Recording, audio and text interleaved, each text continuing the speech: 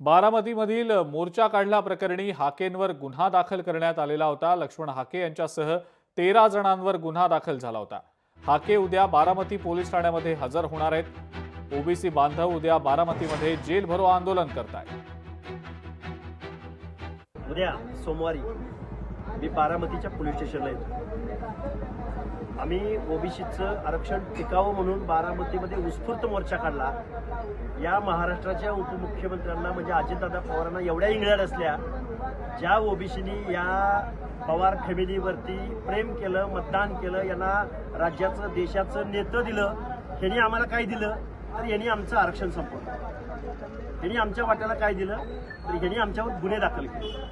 पोलिसांना पुढं करून आमच्या आंदोलनावरती दहशत निर्माण करायचा प्रयत्न करत आहे। पण आम्ही याचं उत्तर निश्चित मतपेटीद्वारे देऊ।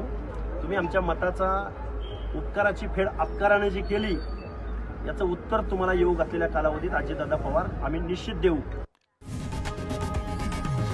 लोकशाही मराठी ऐका, पहा, जागरूक रहा।